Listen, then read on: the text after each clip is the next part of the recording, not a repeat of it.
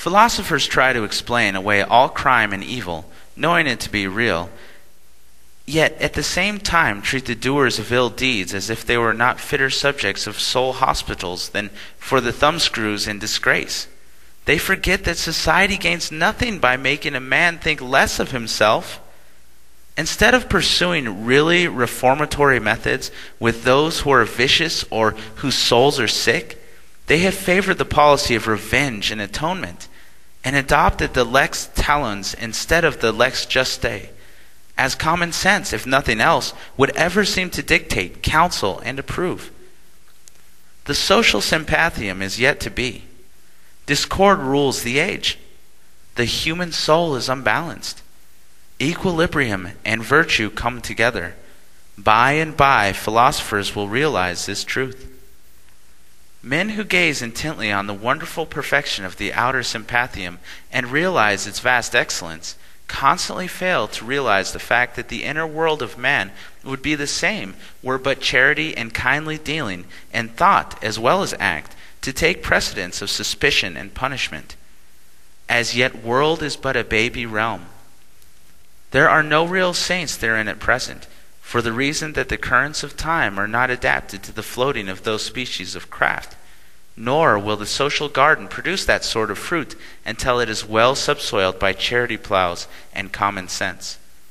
At present, probably but few men or women live on earth, no matter how abstemious they may be, nor how correct and staid their deportment, but in whose hearts lurk many a thistle seed, ready to spring up and pester the world whenever bad conditions shall call them into active life. Nor can there be a pure saint until every one of these seeds shall be deprived of life. Then, when this is done, no matter what the soil may be, it can produce none but beauty-laden forms of excellence.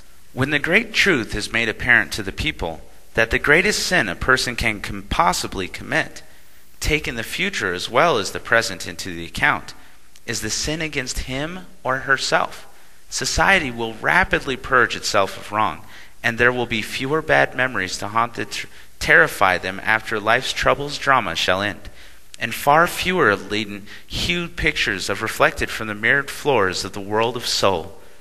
Wealth, the possession of riches, is, on earth and in all human society, the universal passport to honor and distinction.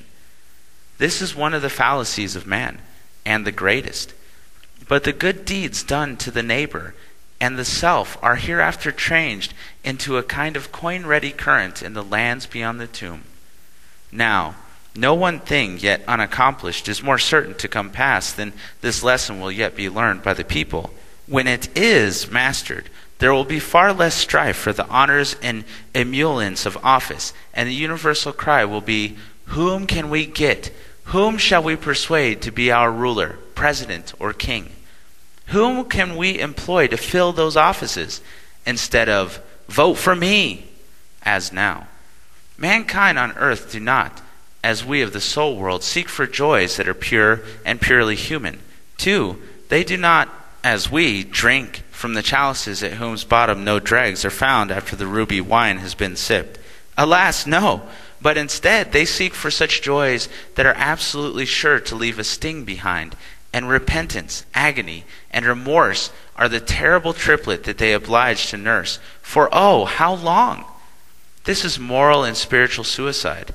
So far as supermundane joys are concerned, suicide, slow but sure, and such souls on entering the middle state are poor and thin and lean and powerless, for deeds of thoughts either good or great, and the memory reflects back a few, if any, pleasant images, but in lieu thereof presents far more inspection, and of the food for contemplation, an array of barren mountains, fierce whirlpools, crags toppling over the dreadful darkness, beating cliffs, from whose bald summits the vulture and the night owl shriek and scream.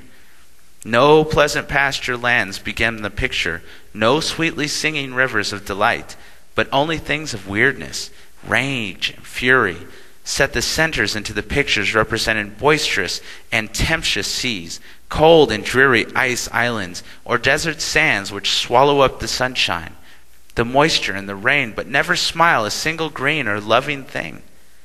These are symbols and similes of the soul states, and are the legitimate and inevitable outcreations of itself.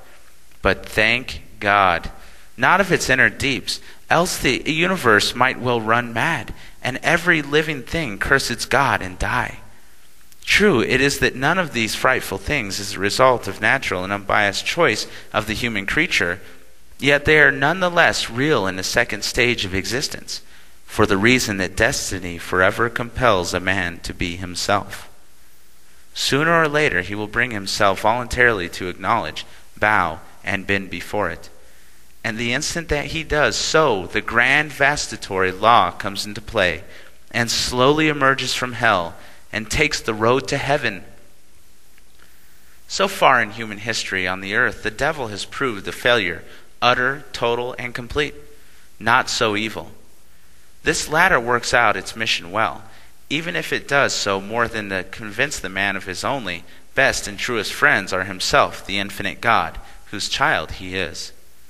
In the higher realms to which mankind is destined, his actions are never the result of the applied force from the outside of himself, but when voluntarily submitting to the pressure from within, he is irresistibly led to bad to better, and from better to best. Reaching this point, he no longer rebels against God, but against himself, his higher, nobler, better nature, and giving up all of mere self, begins to desire nothing so much as to love and be loved, to serve God and minister unto others good, and at last finds himself standing at the door of the dawn, having emerged from Hades of his own others, making and stepping into his house not made with hands, eternal, in the heavens, house spheres such as I have partially described, prepared for, and in, and of him, from the foundations of ages, houses which are indeed builded up upon very pleasant spots, on sunny glades and love-tinted hillocks, on God's eternal domain.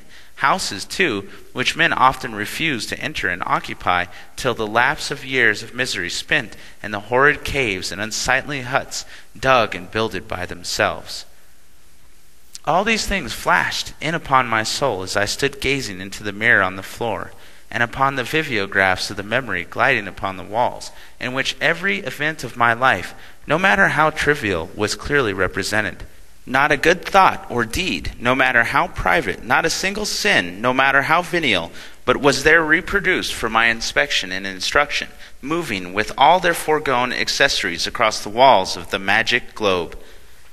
They were living in icons, perfect rescripts in all foredeeds, thoughts, actions, and transcripts, all too faithful of the volumes of my memory. Soon all this passed along, the last scene being that of my death, when the chamber of the house upon the hill.